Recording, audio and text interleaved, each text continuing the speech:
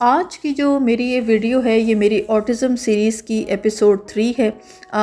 जो बच्चे ऑटिस्टिक होते हैं वो किस तरह एक तकलीफ़ से गुज़रते हैं, ये प्रॉब्लम किस तरह की है, किस लेवल की है, माएँ किस हद तक अफेक्ट होती हैं, मैंने प्रीवियस जो एपिसोड है उसमें डिस्कस किया।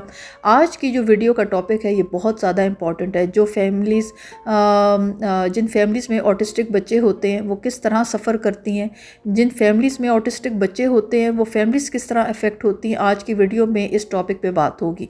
और इस टॉपिक पे मैं अपनी पर्सनल एग्जांपल्स अगेन शेयर करूंगी, बट ये एक वाहिद टॉपिक है जिसमें बाकी जिन जिन फैमिली से लोगों से मेरा इंटरेक्शन हुआ, लोगों ने अपनी पर्सनल एग्जांपल्स और पर्सनल प्रॉब्लम्स मुझसे बहुत ज़्यादा शेयर की। तो इन डिटेल आज की वीडियो में मैं सारे एस्पेक्ट्स आप लोगों के साथ शेयर करूँगी।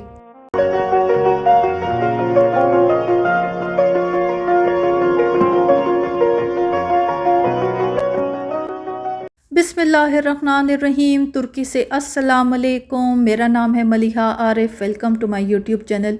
आज की जो मेरी वीडियो है ये मेरी ऑटिज़म सीरीज़ की एपिसोड 3 है।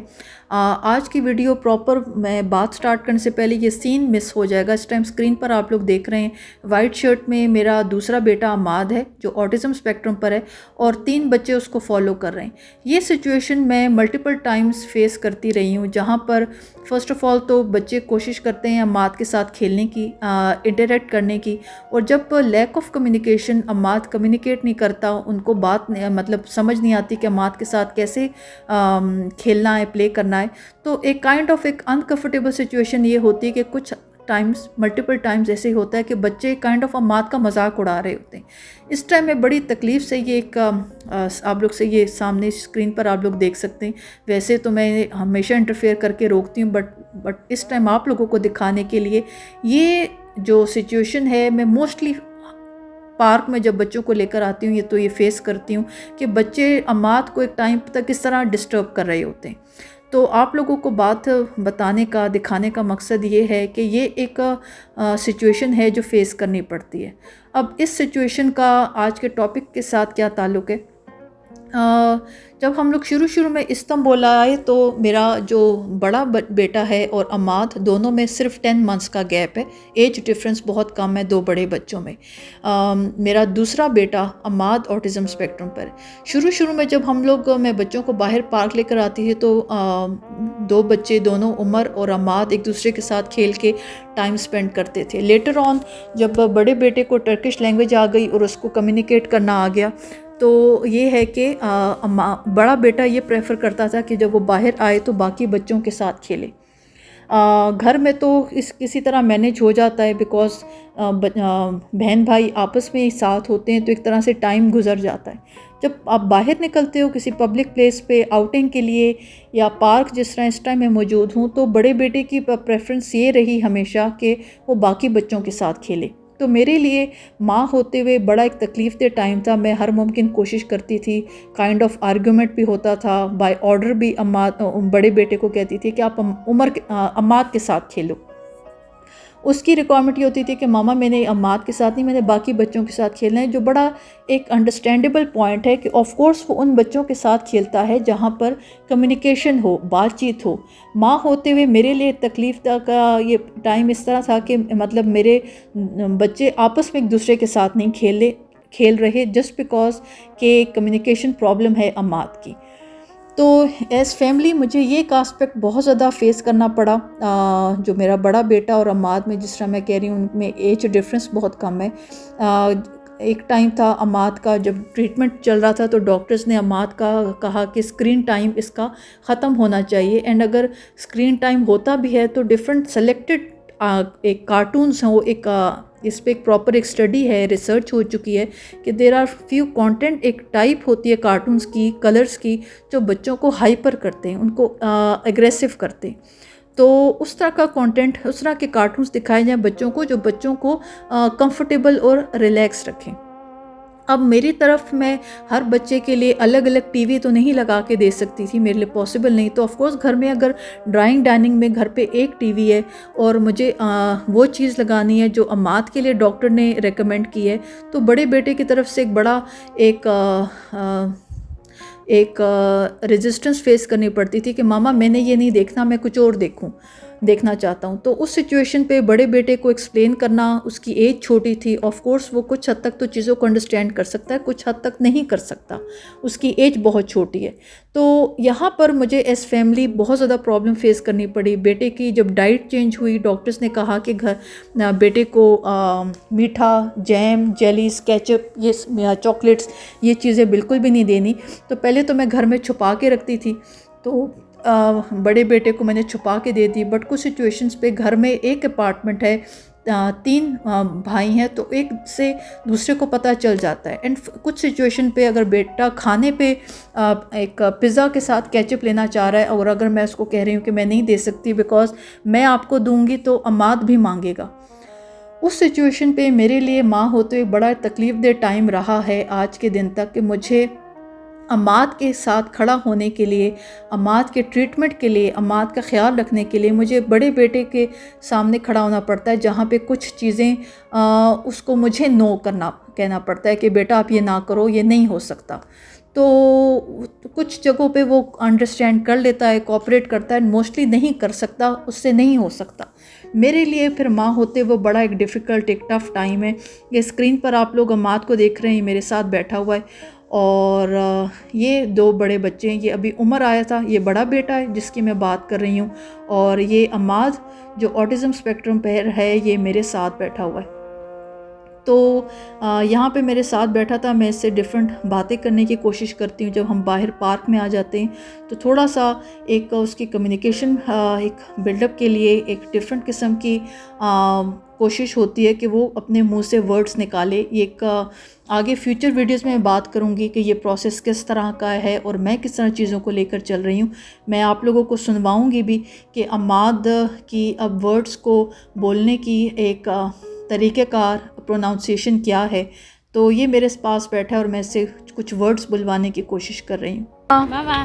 बाबा, उमर, उमर, फाती, फाती, इधर देखो, अम्माद, अम्माद, फाती, फाती, उमर, मामा, मामा, मामा, मामा, जाओ जाके खेलो, ऊपर जाओ स्लाइड पे। तो जो ये टॉपिक है, जहाँ तक बात हो रही है कि जिन फैमिलीज़ में ऑटिस्टिक बच्चे हैं वो फैमिलीज़ किस हद तक अफेक्ट होती हैं, मेरा पर्सनल ओपिनियन ये है कि जिन फैमिलीज़ में ऑटिस्टिक बच्चे होते हैं वो फिर अकेला बच्चा ऑटिस्टिक नहीं होता, मुझे लगता है पूरी फैमिली ही अफेक्ट होती है। माएँ तो सबसे पहले होती हैं, मैं फादर्स के टॉपिक पे बात पर आऊँगी, पर जहाँ पे बहन भाइयों का रिलेशनशिप हो वहाँ पर ये बहुत एक यकीन करें कि मैं तो माँओं को, मैं ख़ुद इस प्रोसेस से गुज़र रही हूँ आज के दिन तक, और मैं थोड़ी परेशान भी हूँ कि अभी माशाल्लाह बड़ा बेटा 11 साल का है, अम्माद 10 साल का है। अब बड़ा बेटा अपनी टीनेज में होगा, उस सिचुएशन पे मैं चीज़ों को कैसे मैनेज करूँगी। बड़े बेटे के अपने लाइक्स डिसलाइक्स हैं, उसके अपने इंटरेस्ट हैं। ऑफ कोर्स घर में चीज़ों को बैलेंस रख के चलना इट्स वेरी डिफ़िकल्ट। सबसे ज़्यादा मुझे लिए मुश्किल टाइम इस दफ़ा तो माशाल्लाह बड़े बेटे ने ऑलमोस्ट सारे रोज़े रखे, पर मेरे लिए ये रमज़ान, वैसे तो लास्ट 2 रमज़ान से बेटे ने रोज़े रखने शुरू कर दिए, इस दफ़ा रमज़ान बेटे ने ऑलमोस्ट सारे रोज़े रखे। मेरे लिए टफ़ टाइम ये था कि रमज़ान ऑफ कोर्स अगर बच्चा है, मैं माँ हूँ, औलाद मेरी अगर एक पूरा दिन भूखी है, रोज़ा रख रही है, और बड़े बेटे की उम्र की डिमांड है कि मामा मुझे इफ्तारी पे ये कुछ खाना है। अब वो डिमांड सारी वो हैं जो दूसरे बेटे अम्माद को डॉक्टर्स ने मना की हुई हैं। अब मेरा 2 बेडरूम अपार्टमेंट है, पाकिस्तान जैसे बड़े घर भी नहीं है कि मैं उमर को छुपा कर टेरेस पे इफ्तारी करवा लूँ, या हम गैराज में, पोर्च में, या टेरेस पे कहीं पे भी बैठ जाएं। एक छोटा सा एक नॉर्मल साइज़ का एक अपार्टमेंट होता है इस्तांबुल में, वहाँ पर अफ्तारी के टाइम बड़े बेटे ने पूरे दिन रोज़ा रखा है। अफ्तारी पे उसको अपनी डिमांड की चीज़ें खानी है, उसने पिज़्ज़ा है, मिल्क शेक, जो भी एक लिस्ट ऑफ आइटम है, वो सारी वो आइटम्स हैं जो डॉक्टर्स ने बेटे को, अम्माद को मना की हुई हैं। और उस टाइम पर उस बच्चे को अलग रखना कि उसको ना पता चले कि घर में ऐसी कोई चीज़ पकी है, बनी है, और फिर उस टाइम बड़े बेटे की इफ्तारी करना मेरे लिए बहुत मुश्किल और टफ़ टाइम। फिर उस सिचुएशन पे मुझे बहुत ही मजबूरी में ये मैनेज करना पड़ा इस दफ़ा रमज़ान के जो ड्राइंग डाइनिंग सैलून है, मैं उसको चाबी से लॉक करती थी। मात को उसका खाना देकर, रिमोट कंट्रोल देकर कि आप ये टीवी देखो, और मैं, हस्बैंड और मेरा जो बेटा है बड़ा उमर, हम तीनों सेपरेट किचन में बैठ के इफ्तारी करते थे। बट अगेन वो बेटा भी थोड़ा सा बहुत ज़्यादा क्यूरियस होता था, डिस्टर्ब होता था कि मैं इस टाइम किचन में क्यों नहीं जा सकता, किचन में ऐसी क्या चीज़ है। तो वो पूरा 30 दिन जो रमज़ान के थे वो मेरे लिए बड़े डिफ़िकल्ट थे। और फिर माँ होते हुए कुछ सिचुएशंस पे कभी कभी मैं भी काफ़ी इरिटेट और डिस्टर्ब हो जाती हूँ कि ऐसा क्यों, कि ये डाइट ऐसी है, अम्माद सब कुछ क्यों नहीं खा सकता। यहाँ पर मैं दिखाऊँ, बड़ा बेटा उमर दिखा रहा है, ये एक आंटी हैं वहाँ, कोई खातून है, यहाँ पे सब बच्चों को चॉकलेट्स डिस्ट्रीब्यूट कर रही हैं, जिसके ऊपर फ़लस्तीन का फ्लैग बना हुआ है, फ़लस्तीन के लिए दुआ है, और सब के लिए चॉकलेट्स डिस्ट्रीब्यूट हो रही हैं। दिखाओ क्या है ये ग्रीन वाला चॉकलेट है। हाँ, dualarımız daha Filistin'i unutmayalım। तो उर्दू में क्या लिखा हुआ है? अपने दुआ से फ़लस्तीन को नहीं भूलते। सही है।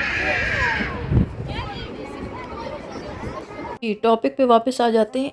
किसी फैमिली में कोई औलाद, कोई बच्चा ऑटिस्टिक है तो पूरी फैमिली इफ़ेक्ट होती है, बिकॉज़ नॉर्मल भी कोई बीमारी हो, अगर कोई खुदा न खास्ता कोई बच्चा माजूर है या किसी भी तरह की कोई डिसेबिलिटी है, हर तरह का इफ़ेक्ट आता है। पर मेरे ख़्याल में हम इंसान अपनी ही तकलीफ़ को सबसे बड़ा समझते, ईमान का आई थिंक सो वो लेवल अचीव करना काफ़ी डिफ़िकल्ट हो जाता है। कुछ मोमेंट्स पे हम अचीव कर भी लेते, पर हर दिन हर लम्हा वैसे नहीं होता। हम अपने आप को, अपनी मुश्किल ही, अपनी तकलीफ़ ही सबसे बड़ी लगती है। सो एज़ फैमिली मुझे जो पर्सनल मेरे एक्सपीरियंसेस रहे आज के दिन तक, वो ये है कि मुझे अपने बच्चों के साथ थोड़ा सा काफ़ी, स्पेशली बड़े बेटे, और जहाँ तक छोटे बेटे की बात है जो 4 साल का है, उसकी तरफ ये है कि अब उसकी अपनी डिमांड्स चीज़ें हैं, अगेन उसकी अपनी रिक्वायरमेंट्स हैं, उसकी ग्रोइंग एज है, उसको अपनी हिसाब से कुछ चीज़ें लेनी हैं, खानी हैं। तो उस सिचुएशन पे अगर 2 बच्चे अब ऐसे हैं, बड़ा बेटा उमर और सबसे छोटा बेटा जो मेरा फ़ाते है, इनकी अपनी रिक्वायरमेंट्स हैं खाने की, और एक बच्चे की अलग बिल्कुल सेपरेट है।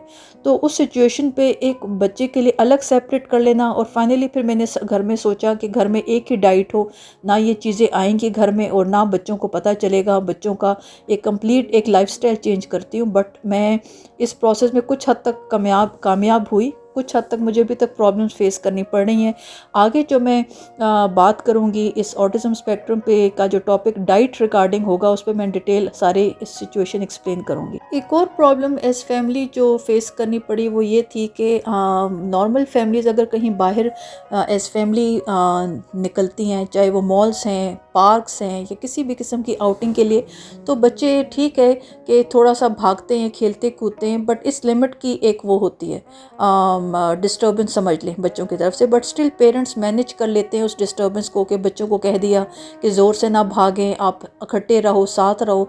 हम, मेरी तरफ ये सिचुएशन थी, या बाकी सब पेरेंट्स जो मुझे सुन रहे हैं जो ऑटिस्टिक बच्चे होते हैं, उस सिचुएशन पे ये है कि अगर हम कहीं रेस्टोरेंट में या कहीं मॉल में बाहर खाना खाने के लिए, इवन शॉपिंग, स्पेशली शॉपिंग में कुछ सिचुएशंस में मॉल में ऐसे होता है कि काफ़ी चलना पड़ता है, उस सिचुएशंस पे अम्मात का कोऑपरेट ना करना, just all of a sudden उसका डिस्टर्ब हो जाना, इरिटेट हो जाना, उस सिचुएशन पे फिर ये होता कि हमें सब काम छोड़ के वापस घर आना पड़ता है, बिकॉज वो सिचुएशन आगे फिर हम कंटिन्यू नहीं कर सकते, बिकॉज अम्माद और ज़्यादा डिस्टर्ब हो रहा होता है। और वो सिचुएशन ऐसी नहीं होती कि मैं अम्माद को अंडरस्टैंड करवाऊँ कि आप थोड़ा चुप कर जाओ, ये अंडरस्टैंड कर लो, हम अपने काम के लिए बाहर निकलें, शॉपिंग के लिए, या कोई भी एक एजेंडा है वो काम करके हम घर जाते। ऑटिस्टिक बच्चों को आप रीजनिंग के साथ उस तरह नहीं समझा सकते। ये एक टर्म होती है इंग्लिश की, मैं स्क्रीन पर लिख रही हूँ, मेल्ट डाउन्स ये टर्म है। इसका मतलब ये है कि just because of no reason all of a sudden बच्चे डिस्टर्ब हो गए हैं, क्रैंकी हो गए हैं, रेस्टलेस हो गए हैं। कभी ये डिफरेंट इनकी रेंज होती है ऑटिज़म की, माइल्ड, सिवियर, बहुत हाई लेवल पे ऑटिज़म पे। कुछ बच्चे बहुत शाउट करके अपना सर ज़मीन पे दीवार पे मारना शुरू कर देते हैं, कुछ बच्चे ज़ोर ज़ोर से चीखना शुरू कर देते हैं, कुछ बच्चे अपने आप को ज़मीन पर फेंक कर ज़मीन पे लेट जाते हैं। तो उस सिचुएशंस पे आप बच्चों के साथ, ऑटिस्टिक बच्चों के साथ आर्ग्यू या रीजनिंग नहीं कर सकते।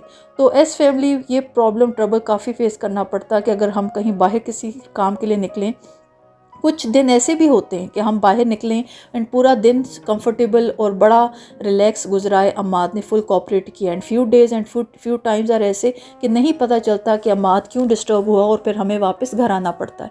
तो एज फैमिली इस तरह की प्रॉब्लम्स फेस करनी पड़ती हैं। बाहर उस तरह की सोशलाइजिंग नहीं हो सकती, जिस तरह मैंने कुछ देर पहले मेंशन किया कि एज फैमिली मेरे घर पे उस तरह एज फैमिली एक मूवी टाइम या टीवी देखने का कॉन्सेप्ट नहीं है। मेरी शादी को 11 साल हो चुके हैं, 12वां साल स्टार्ट हो चुका है।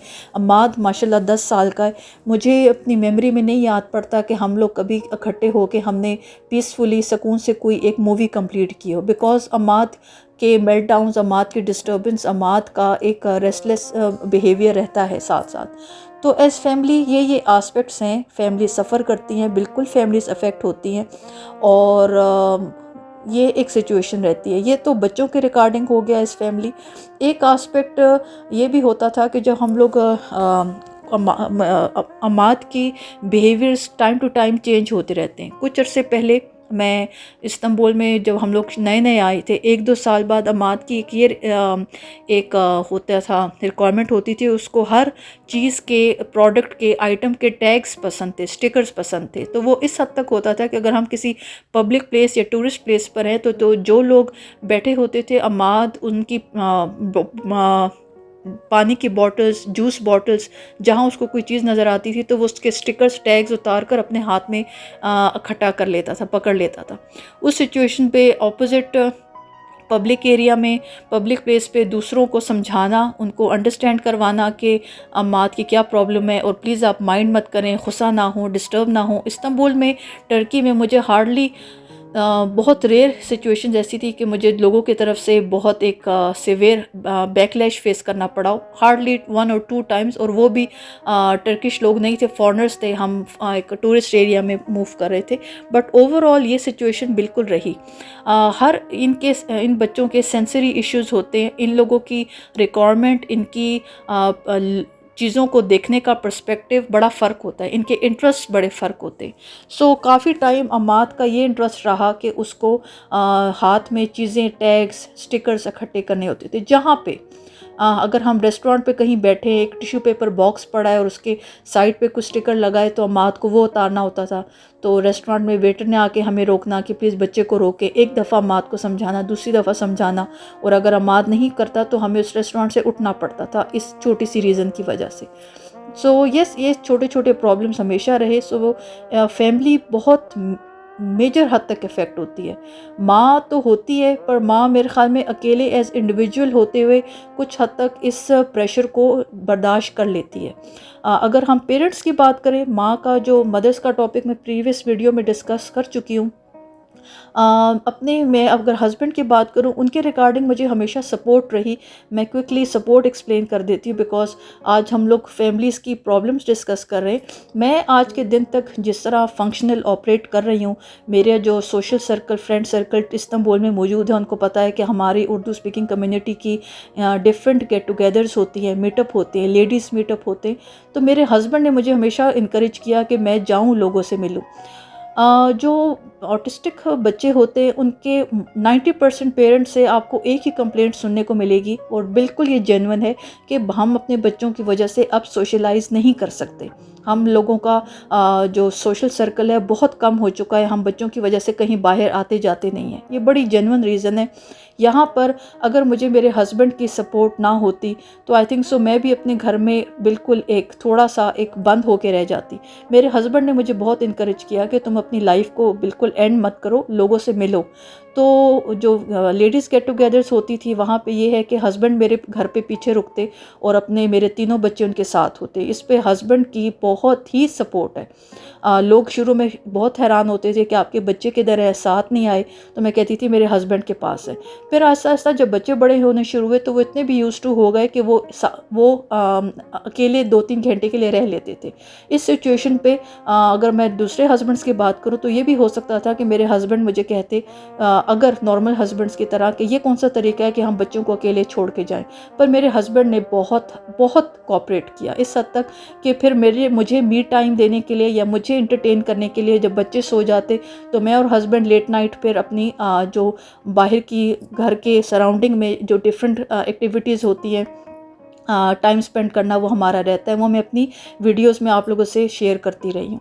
तो हस्बैंड की तरफ से मुझे सपोर्ट रही। हाँ, अगर मैं प्रॉब्लम की बात करूँ, जिस तरह मैंने बच्चों के स्क्रीन टाइम की बात की, अगर हस्बैंड कुछ डेज़ घर पर है, वो घर पे रेस्ट कर रहे हैं, ऑफिस नहीं जा रहे हैं एंड उनका दिल है कि उन्होंने टीवी देखना है या कोई न्यूज़ सुननी है और रिमोट कंट्रोल अगर उनके हाथ में है तो अमाद उस पर रेस्टलेस होता है कि उसको वो चीज़ देखनी है जो वो देखना चाह रहा है। एंड समटाइम्स ऐसे भी कि अगर हस्बैंड कोई चीज़ देख रहे हैं तो just because of no reason अगर वो डिस्टर्ब हो रहा है या कुछ साउंड्स निकाल रहा है या वो जंप कर रहा है तो ऑफ कोर्स हस्बैंड को थोड़ा सा एक साइलेंस चाहिए कि वो सुकून से आराम से टीवी देख सके। उस सिचुएशन पे मेरी थोड़ी सी एक डिफ़िकल्ट एक पोजीशन में मैं आ जाती हूँ कि एक साइड पे मुझसे अमाद हैंडल और मैनेज नहीं हो रहा और दूसरी तरफ एक हस्बैंड की बड़ी जेन्युइन रीज़न है कि वो घर पे थोड़ा रेस्ट कर रहे हैं, रेस्ट करना चाहते हैं, बट उस तरह की एक सिचुएशन बिल्डअप नहीं हो रही, एक एटमॉस्फेयर बिल्डअप नहीं हो रहा जहाँ पे वो आराम से सुकून से टीवी देख सके। तो कुछ सिचुएशंस पे तो हस्बैंड कोऑपरेट कर लेते हैं। हम लोग बच्चों के टाइम हम लोग टीवी नहीं देखते। फिर हमारा ये होता है कि बच्चे बाय 8:30 9 o'clock जब बेड पे लेटते हैं, सो जाते हैं, फिर लेट नाइट मेरे और हस्बैंड का टीवी देखने का टाइम होता है। सो ओवरऑल इस तरह मेरी फैमिली इस तरह फंक्शन करती है। मुझे बहुत से पेरेंट्स की कंप्लेंट्स रही, स्पेशली मदर्स, कि हमारे हस्बैंड्स की तरफ से हमें सपोर्ट नहीं है। हमारे हस्बैंड्स इस बात के लिए बहुत एक एम्बेरस्ड और एक शर्मिंदगी उनको फील होती है जब हमारे बच्चे बाहर इस तरह बिहेव करते हैं। तो यहाँ पे मैं सिंपल आप सब पेरेंट्स को छोटी सी रिक्वेस्ट दूंगी, मेरी वीडियो मैं यहाँ पे एंड करने वाली हूँ, कि आप पे सब पेरेंट्स का एक दूसरे से कम्युनिकेट करना बहुत ज़रूरी है। एक दूसरे से अपनी प्रॉब्लम्स शेयर करें। सबसे बड़ा प्रॉब्लम हमारी सोसाइटी का ये है कि जब हम पेरेंट्स बनते हैं, स्पेशली मैरिड लाइफ में, हम मियाँ बीवी एक दूसरे से अपने इमोशन शेयर नहीं करते हैं। हमारी सोसाइटी का सबसे बड़ा प्रॉब्लम है। यहाँ पे मैं क्विकली अपनी वीडियो एंड करने से पहले पेरेंट्स को अपना एक मैसेज देना चाहूँगी कि आप लोग फर्स्ट, जब आप लोगों को एक न्यूज़ पता चलती है, एक इन्फॉर्मेशन, एक आइडिया हो जाता है कि आपके बच्चे को ये प्रॉब्लम है, फ़र्स्ट ऑफ़ ऑल पेरेंट्स, माँ बाप, मियाँ बीवी एक दूसरे के साथ बैठ के पहले ये डिस्कस करें कि जब फादर को, बाप को ही पता चला कि ये प्रॉब्लम है तो उनको कैसा लगा, क्या इमोशंस थे। मदर अपने इमोशंस शेयर करें। फिर आगे आप लोग ये डिस्कस करें कि फ्यूचर आप लोग कैसे देखते हैं। मैं अपने हस्बैंड की एक स्टेटमेंट शेयर करूं। मेरे हस्बैंड बैकग्राउंड से लैंडलॉर्ड है, इनकी शादी के बाद रहीम यार खान ज़मीनें हैं, ज़मींदारी का काम है। तो मेरे हस्बैंड मेरे पास बैठे थे, उन्होंने कहा मलिया मैं फ्यूचर रिगार्डिंग बड़ा परेशान होता हूँ दैट इन फ्यूचर तीनों बच्चों के हिस्से की अपनी ज़मीन होगी, तो अमाद की ज़मीन अगर मैं अमाद के नाम करता हूँ तो कल कना को अगर मैं और हस्बैंड नहीं रहते तो कोई भी बेवकूफ़ बनाकर बाय मिस्टेक या किसी तरह से ट्रिक करके अमाद से सिग्नेचर करवा के उसकी ज़मीन ले सकता है। और अगर हम बड़े बेटे उमर को इस हद तक फिर लेवल तक ट्रेन करें कि अमाद की ज़मीन अमानत बड़े बेटे के पास हो, के कल कना को अगर ये लाइफ में ऐसा टाइम आता है तो उमर ने केयर ऑफ़ करनी है छोटे भाई की और ये अमानत होगी उसके पास। तो ये देखें, एक जेन्युइन और बड़ी एक रियलिस्टिक एग्जांपल है हमारी लाइफ की, सोसाइटी की। बट बात बताने का मकसद ये है कि आप पेरेंट्स को, मियाँ बीवी को, माँ बाप को एक दूसरे से अपनी इमोशंस, फीलिंग्स शेयर करने की बहुत हद तक ज़रूरत है। मैं फादर से सबसे रिक्वेस्ट करूँगी जो मेरी इस टाइम वीडियो देख रहे हैं, मेरी ऑडियंस में जो मेल ऑडियंस है वो काफ़ी ज़्यादा है। देखें, मदर्स, माओं का सेंसिटिव एक इमोशनल एस्पेक्ट होता है। मैं जानती हूँ, मैं ये बात एक्सेप्ट करती हूँ कि जब फादर्स होते हैं वो लोग उस तरह एक्सप्रेसिव नहीं होते, मर्द उस हद तक एक्सप्रेसिव नहीं होता। बट जब एक तकलीफ़, एक प्रॉब्लम आ गई है तो एक माँ को, एक बीवी को आप लोगों की इमोशन सुनने की बहुत ज़्यादा ज़रूरत है। आई थिंक सो वो इमोशन सुनने से ही शायद उनके अंदर काफ़ी ताकत आ जाएगी। तो ये मेरा एक छोटा सा मैसेज सब फादर्स को है कि इस सिचुएशन को अंडरस्टैंड करें। एक बड़ा एक लंबा टाइम है लाइफ का। ऐसा नहीं कि बच्चे थ्रूआउट ऐसे ही रहेंगे। आप लोग मियाँ बीवी, पेरेंट्स, माँ बाप मिल के कोशिश करेंगे, और मैं आगे फ्यूचर वीडियोस में एक्सप्लेन करूँगी, तो काफ़ी हद तक ये प्रॉब्लम की ओर हो सकती है। इस टाइम जब स्क्रीन पर आप लोगों ने मेरे बेटे अम्माद को देखा, अम्माद 5-6 साल पहले ऐसे नहीं था। यकीन करें, वो अपना सर दीवार पे मारता था, वो मतलब बहुत एक्सट्रीम लेवल की सिचुएशंस थी।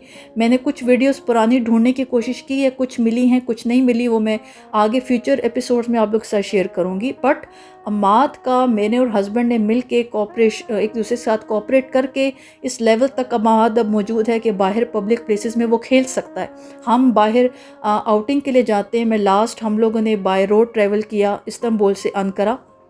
तो हमारा जो बाय रोड ट्रैवल हमारा जर्नी था, अम्माद ने कोऑपरेट किया एक्सट्रीम लेवल। मतलब हम माँ बाप अपने बच्चों को दूसरों के बच्चों के साथ कंपेयर करते हैं। मैं अपने बच्चे अम्माद को अपने बड़े बेटे के साथ कंपेयर करती हूँ। अम्माद उम्र की तरह बिल्कुल परफेक्शन के लेवल पे तो नहीं आ गया एक नॉर्मल बच्चों की तरह, बट अगर मैं 5-6 साल पीछे देखूँ मुड़ के, तो Ammad is like much much better. Ammad भी अपना सर दीवार पे मारता था, अपने आप को तकलीफ़, अपने आप को दांतों की से काट कर अपने आप को चोट लगाता था। अब तो is like much much better. मैं आगे एपिसोड्स में आप लोग के साथ शेयर करूँगी मैंने क्या क्या काम किए, क्या क्या थेरेपीज़ थी, क्या क्या डाइट थी, क्या क्या स्टेप्स थे जो मैंने लिए कि अम्माद इस टाइम मौजूद है। एंड मैं बहुत हद तक कॉन्फिडेंट हूँ। I am so much confident कि इंशाल्लाह ताला आगे चीज़ें और बेहतर होंगी।